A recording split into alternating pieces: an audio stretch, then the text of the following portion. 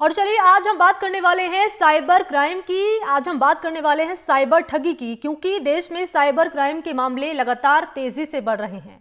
Hackers चुटकियों में किसी का भी बैंक अकाउंट खाली कर दे रहे हैं। त्योहार नजदीक है, ऐसे में लोग ऑनलाइन खरीदारी करते हैं, कई बार गिफ्ट के झांसे में पड़ जाते हैं। कई बार हैकर्स आपकी इसी गलती का इंतजार कर रहे होते हैं कि लोगों की छोटी सी लापरवाही उन्हें पछताने पर मजबूर कर देती है। तो आखिर इन ठगों से कैसे आप बचें, इसके लिए एनडीटीवी मध्य प्रदेश छत्तीसगढ़ आप तक हर वो जानकारी लेकर आया है जिसके जरिए आप इन ठगों से बच सकते हैं। तो आपकी जरा सी गलती आप पर भारी पड़ सकती है। चुटकियों में साइबर ठग आपके एक गलती का इंतजार कर रहे होते हैं और चंद सेकंड, चंद मिनटों में ही आपका बैंक अकाउंट खाली। लोगों को पता तक नहीं चलता है कि आखिर हुआ क्या और कैसे उनकी अकाउंट की जो अमाउंट है वो लाखों से शून्य में तब्दील हो जाती है और जानकारी भी नहीं मिल पाती है। तो ऐसे में सवाल कई तरह के खड़े होते हुए नजर आते हैं कि क्या लोगों में जागरूकता का अभाव है। इसी के चलते ये साइबर ठग लगातार ठगी कर रहे हैं लोगों के साथ, और क्या इसके पीछे के फैक्ट्स माने जाएं, क्या इसके पीछे की वजह माने जाए, ये तमाम सवाल रहेंगे। एक्सपर्ट हमारे साथ मौजूद रहेंगे और आपके हर सवाल, आपके मन में जो भी शंका समाधान है, हम हर वो जानकारी, हर उस सवाल का जवाब भी पता करने की कोशिश करेंगे। और साइबर ठगी के जो मामले हैं वो लगातार बढ़ते हुए नजर आ रहे हैं। न केवल मध्य प्रदेश, न केवल छत्तीसगढ़, बल्कि तमाम ऐसे राज्य हैं जहां साइबर ठग आपकी एक गलती का इंतजार कर रहे होते हैं। इसलिए हम यही कहेंगे कि आपकी सुरक्षा आपके हाथ में ही है। आपको जागरूक कर सकते हैं, आप तक वो तमाम बातें हम पहुंचा सकते हैं जिनका आपको ध्यान में रखने की ज़रूरत है, ताकि अगर आपके पास कोई साइबर ठग आपको ओटीपी आपसे पूछता है, आपके पास अगर कोई लिंक आता है, तो इस लिंक पर कभी कतई बिल्कुल भी क्लिक ना करें, क्योंकि अगर जैसे ही आप लिंक करेंगे तुरंत जो आपका एक्सेस होगा अकाउंट का, आपके मोबाइल का, वो साइबर ठग के पास पहुंच जाएगा। तमाम तरह के तरीके जो है वो अख्तियार कर रहे हैं साइबर ठग। शुरुआत में पहले ओटीपी पूछा जाता था, उसके बाद ये इन्होंने नया पैतरा एक अख्तियार किया है कि किस तरह से मोबाइल नंबर पहले ट्रेस करते हैं, उसके बाद आपके मोबाइल नंबर पर एक लिंक भेजा जाता है और कहा जाता है कि ये बिजली का बिल आपको भरना है। कभी कहा जाता है कि ये शॉपिंग आपने की है, इस पर जाकर आप अपनी शॉपिंग जो आप मना करेंगे कि हमने कोई शॉपिंग नहीं की, आप कहेंगे नहीं आपने, अगर आपको शॉपिंग नहीं करनी है तो आप एक काम करें, लिंक पर जाकर अपना ऑर्डर कैंसिल कर दीजिए। और देखिए, जैसे ही अगर आपने उस लिंक पर क्लिक किया, मैं इसी की बात कर रही हूँ, जैसे ही आपने उस लिंक पर क्लिक किया, आपकी जितनी भी अकाउंट डिटेल्स है, आपकी जितना भी मोबाइल की डिटेल्स है, वो साइबर ठग के पास पहुंच जाएगी। और वो इसी का इंतजार तो कर रहे थे कि आप एक छोटी सी गलती करें। यहाँ पर आपकी जागरूकता का अभाव नजर आया और इसी का उन्होंने फायदा उठा लिया। तो ऐसे में आज हमने ये खास विषय रखा है साइबर ठगी से जुड़ा हुआ, ताकि हमारी कोशिश यही है एनडीटीवी मध्य प्रदेश छत्तीसगढ़ की कि हम आपको इस खास प्रोग्राम के जरिए आपको जागरूक कर सके, क्योंकि जागरूकता होनी बहुत जरूरी है, सतर्कता होनी जरूरी है, जागरूकता होनी जरूरी है, और हर महत्वपूर्ण जानकारी भी आप तक पहुंचानी वो हमारी जिम्मेदारी है। और इसी के मद्देनजर हमने ये खास प्रोग्राम आपके लिए हम लेकर आए हैं, साइबर ठगी से जुड़ा हुआ, किस तरह से साइबर ठग लोगों को ठगी का शिकार यहाँ कर रहे हैं और किस तरह से लोग उनकी ठगी का शिकार हो भी रहे हैं। तो इन तमाम पहलू को हम जानेंगे, समझाएंगे आप तक हर एक जानकारी। और साइबर ठगी के देखिए तरीके दरअसल क्या क्या होते हैं वो आप जानिए, इस वक्त हम आपको दिखा रहे हैं। देखिए, फ्री गिफ्ट भेजते हैं, दिवाली गिफ्ट भेजते हैं, घर बैठे आपकी कमाई का लालच देते हैं। आपने देखा होगा रील्स कई तरह की वायरल होती हैं कि आप घर बैठे लाखों रुपए कमा सकते हैं, आप घर बैठे ये कर सकते हैं, घर बैठे वो कर सकते हैं। जो झांसे में आ जाता है वो फंस जाता है, और जो फंसा तो आपकी जितनी भी डिटेल्स है वो साइबर ठग के पास पहुंच गए।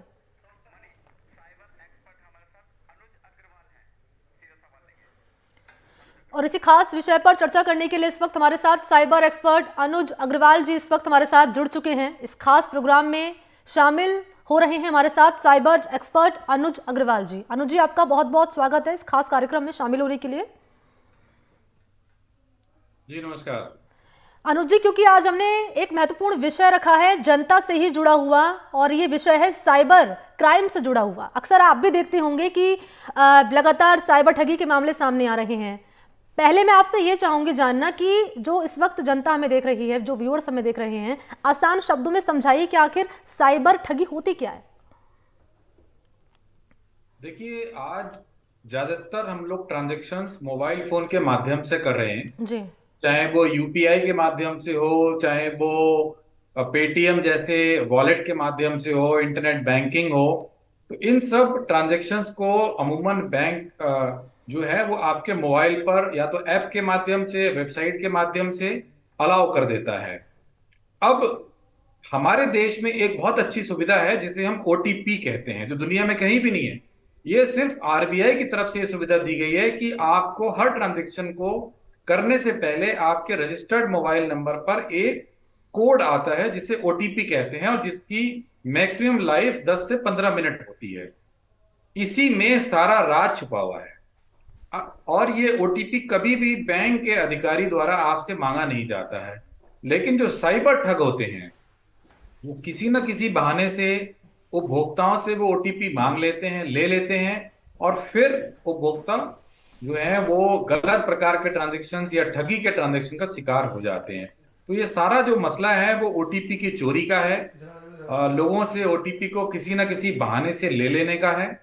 और अगर उपभोक्ता सावधान रहें और अपने ओटीपी को शेयर ना करें, जी। तो निश्चित रूप से वो इस ठगी से बच सकते हैं। बिल्कुल। अब अनुज जी, मैं आपसे समझना चाहूंगी, मैं चाहूंगी कि आप विस्तार से उन तमाम बिंदुओं पर प्रकाश डालिए। यहाँ पर मैं बात कर रही हूँ सतर्कता की, कि आखिर कैसे सतर्क रहें, कि क्योंकि लगातार खबरें ये सामने आती है कि पैतरे अलग अलग तरीके से अपनाए जाते हैं। जैसे कि आप बता रहे हैं कि ओटीपी आता है, कभी कहते हैं कि हम डिलीवरी बॉय हैं, आप ऑर्डर कैंसिल कर दीजिए, आपको इस लिंक पर क्लिक करना होगा। क्योंकि आप साइबर एक्सपर्ट हैं, तो मैं चाहूंगी उन तमाम बिंदुओं पर आप प्रकाश डालिए और बताइए कि कैसे जागरूक रहें।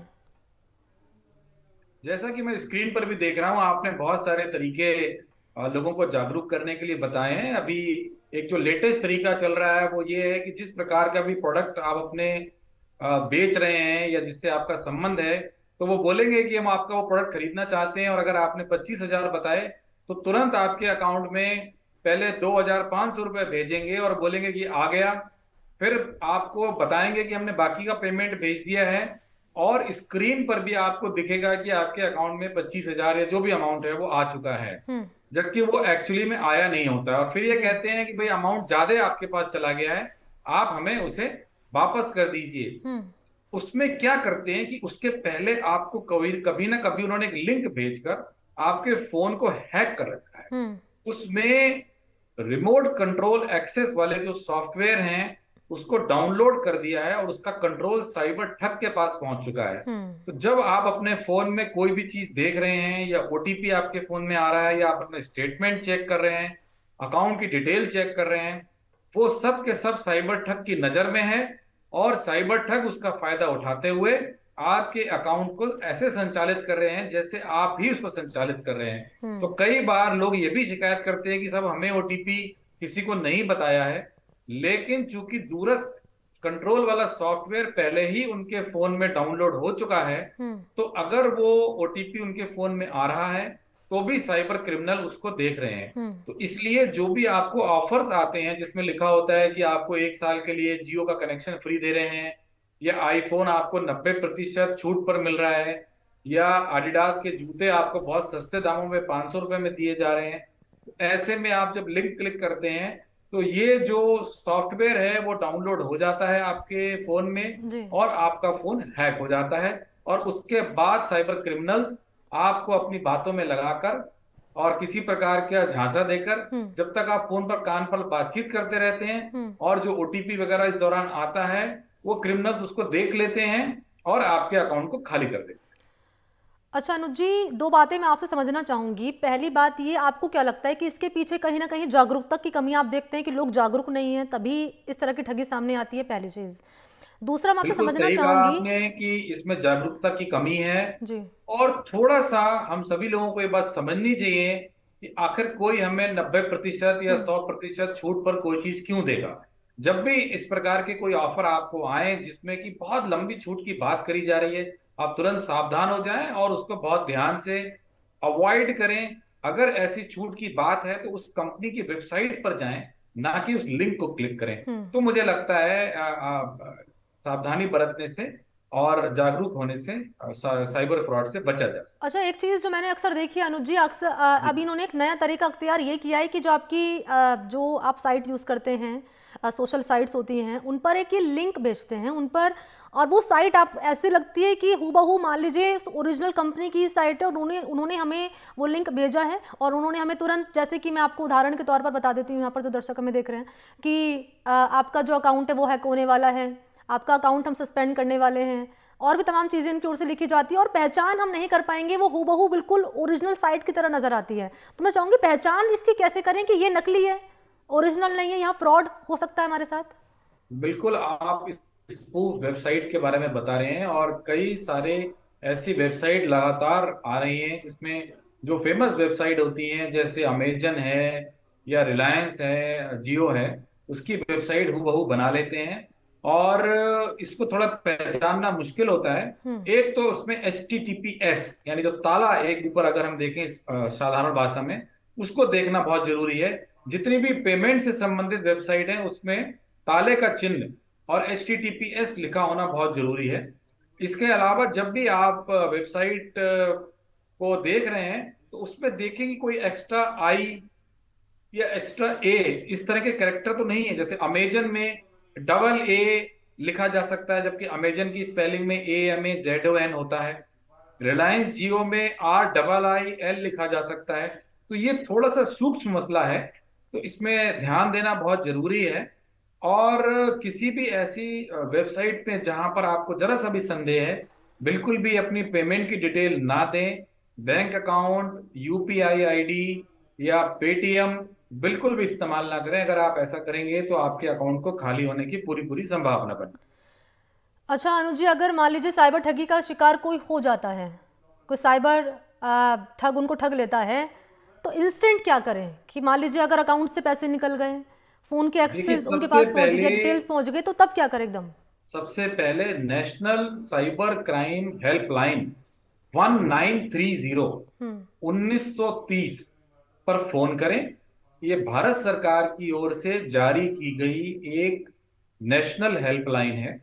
किसी भी व्यक्ति की अगर फाइनेंशियल साइबर ठगी हो जाती है तो तुरंत इस पर कॉल करें और इस हेल्पलाइन को अपनी जानकारी दें कि किस प्रकार से, कौन से उनके अकाउंट से पैसे निकल गए हैं और क्या मैटर हुआ है। तो ये हेल्पलाइन आपके अकाउंट से जो पैसे निकले हैं वो साइबर फ्रॉड, उससे पहले कि उसको निकाल ले, विड्रॉल कर ले, उसको चैनल में रोकने की कोशिश करते हैं। इसके बाद आप cybercrime.gov.in, जो भारत सरकार की वेबसाइट है और साइबर क्राइम की रिपोर्टिंग को लेकर, उसमें ना सिर्फ फाइनेंशियल फ्रॉड के बारे में बल्कि आप किसी भी प्रकार के साइबर फ्रॉड की रिपोर्ट दर्ज करा सकते हैं। महिलाओं और बच्चों के प्रति किए गए अपराधों के लिए अलग से इसमें एक सेक्शन बना है जिसमें कुछ डिस्क्रीट तरीके से इंफॉर्मेशन दी जाती है, जहां पर गोपनीयता बरती जाती है। वहां पर भी आप अपनी सूचना कर सकते हैं।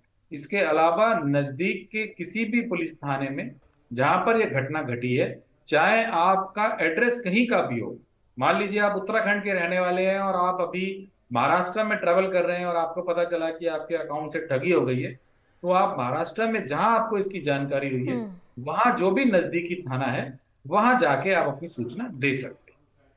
अच्छा, खबरें भी आजकल ये सामने आ रही है अनुज जी, हम लगातार ये खबरें पढ़ भी रहे हैं कि एटीएम ठगी हो रही है। मान लीजिए कोई जागरूक नहीं है, पहले मान लीजिए मैं ही हूँ, मैं एटीएम पैसे निकालने जा रही हूँ, मुझे ये कहा जाता है कि अरे ये तो एटीएम मशीन काम ही नहीं कर रही है, एक काम करिए आप मत करिए, मैं आपकी हेल्प कर देता हूँ। फिर वो व्यक्ति आता है, वो हमारे एटीएम में कुछ करता है, उसके बाद वो एटीएम वहीं पे फंस जाता है, और भी तमाम तरह की चीज़ें लगातार आप देखते रहे होंगे। उसको लेकर आप क्या कहेंगे कि किन किन बातों का इस पहलू में ध्यान रखने की ज़रूरत है? देखिए, अगर आपको ATM कार्ड को चलाने में कोई दिक्कत है और आप अपने आप को कॉन्फिडेंट नहीं पा रहे हैं तो ATM के आसपास घूमते हुए लोगों से मदद ना मांगे। अमूमन हर ATM में बैंक की हेल्पलाइन वाला एक फोन लगा रहता है जो कि निशुल्क होता है।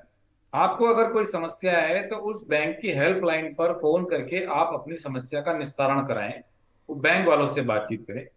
अगर कोई ऑथोराइज्ड गनमैन उस ATM की सुरक्षा के लिए है, ऑथोराइज्ड गनमैन, ऐसे ही नहीं कोई भी वहां घूम रहा है, उससे आप बेसिक जानकारी ले सकते हैं। लेकिन एक चीज बिल्कुल ध्यान रखें कि किसी भी स्थिति में, चाहे वो गनमैन बैंक की तरफ से अधिकृत क्यों ना हो, अपना जो ओटीपी है या अपना जो एटीएम कार्ड का पिन है, सीक्रेट पिन आपने बनाया है, वो उसको ना देखने दें ना जानने दें। जिस समय आप सीक्रेट पिन को एंटर कर रहे हैं, कोई भी व्यक्ति एटीएम चेम्बर में नहीं होना चाहिए। और एक और सावधानी आपको बरतनी है, मैं बता रहा हूं, जब भी आप एटीएम में पिन डालें, एक हाथ के ऊपर दूसरा हाथ रख लें, ताकि अगर बाय चांस वहां पर साइबर अपराधियों ने किसी प्रकार का कैमरा लगा रखा है, कई बार ऐसी बात सुनने में आई है कि कैमरा लगा देते हैं अपराधी, तो वो भी नाकाम हो जाएंगे, क्योंकि आपका पिन जब आप डाल रहे हैं और आपका दूसरा हाथ आपके पहले हाथ के ऊपर है, कीबोर्ड के ऊपर है, तो वो कैमरे से देख नहीं पाएंगे। उस तरीके से आप एटीएम में सुरक्षित ट्रांजेक्शन करेंगे, आपका एक्सपीरियंस अच्छा रहेगा और साइबर ठगी से आप बचे रहेंगे। अच्छा, बच्चों के लिए आप क्या कहना चाहेंगे अनुज अग्रवाल जी? क्योंकि हम देख रहे हैं बच्चे आजकल गेमिंग बहुत खेल रहे हैं, गेम बहुत खेल रहे हैं, ऑनलाइन गेम खेल रहे हैं, और खबरें ये भी सामने आती हैं कि बच्चे भी अक्सर इसके शिकार हो जाते हैं। गेम खेलते खेलते एक लिंक आता है, पता नहीं चलता कब उस पर क्लिक हो जाए और कब आपका जो मोबाइल का एक्सेस है वो ठगों के पास पहुंच जाए। तो बच्चों के लिए क्या कहेंगे आप? ये तो हमने बात कर ली उन तमाम महत्वपूर्ण बिंदुओं की जिनकी जानकारी होनी जरूरी है, लेकिन बच्चे किन बातों का ध्यान रखें? देखिए, यहाँ पर बच्चों से ज्यादा मैं अभिभावकों को लिए कहना चाहूंगा कि बच्चों को हर समय रोकना ठीक नहीं है, टोकना ठीक नहीं है। आपको ये आवश्यक है कि साइबर से होने वाले खतरों से बच्चों को भी अवगत कराएं। हम्म। जहां तक गेम्स में पैसे लगाकर खेलने का सवाल है, बच्चों को बिल्कुल भी अलाउड नहीं है। 18 साल से कम उम्र के लोग किसी भी ऐसे गेमिंग प्लेटफॉर्म पर जहां पर इनाम की राशि है, बिल्कुल भी ऑथोराइज नहीं है, उनको खेलने नहीं देना चाहिए। ना बच्चों को खेलना चाहिए, ये इलीगल भी है। सोशल मीडिया का प्रयोग बच्चे जरूर कर रहे हैं, तो उसके लिए मैं चाहूंगा कि बच्चों को बेसिक जानकारी दी जाए और उन्हें बार बार रोका ना जाए। थोड़ा सा बच्चे अगर कॉन्फिडेंट फील करेंगे तो शायद घर में परिवार के सामने ही सोशल मीडिया का यूज करेंगे। सोशल मीडिया को यूज करते समय वो लिंक्स पर अननेसेसरी क्लिक ना करें, क्योंकि उन लिंक्स में ऐसे सॉफ्टवेयर हो सकते हैं जिससे कि उनका फोन हैक हो सकता है। और एनी डेस्क जैसे सॉफ्टवेयर जो कि लिंक्स में होते हैं और वो डाउनलोड हो जाते हैं, उससे बिल्कुल बचना चाहिए। और जो भी गेम्स की साइट है, वो अगर बेटिंग के अलावा है, यानी कि उसमें कोई मनी इन्वॉल्वमेंट नहीं है, तभी 18 साल से कम बच्चे उसमें खेल सकते हैं। जहां पर भी मनी इन्वॉल्वमेंट है, 18 साल के कम बच्चे उसमें नहीं खेल सकते हैं। सोशल मीडिया पर भी लिंक्स वगैरह पर क्लिक ना करें, सामान्य चैट करें और अपनी निजी फोटो, घर की निजी जानकारी, माता पिता की ज्यादा जानकारी और बैंकिंग जानकारी बिल्कुल भी सोशल मीडिया पे शेयर ना करें, तो सभी का एक्सपीरियंस अच्छा रहेगा बिल्कुल। और साइबर क्राइम से बचे रहेंगे। तो आपकी सुरक्षा आपके हाथ ही है, यही अपील कर रहे हैं अनुज अग्रवाल जी, जो कि साइबर एक्सपर्ट है। क्योंकि आपकी एक छोटी सी गलती आप पर भारी पड़ सकती है। ऐसे में किन किन बातों का ध्यान रखने की आपको ज़रूरत है और कौन कौन से ऐसे महत्वपूर्ण जानकारी है जो आपको अपने ध्यान में रखने की ज़रूरत है, ये अनुज अग्रवाल जी ने साझा की हमारे साथ जुड़कर। शुक्रिया आपका अनुज जी, हमारे साथ जुड़ने के लिए और तमाम जानकारी साझा करने के लिए।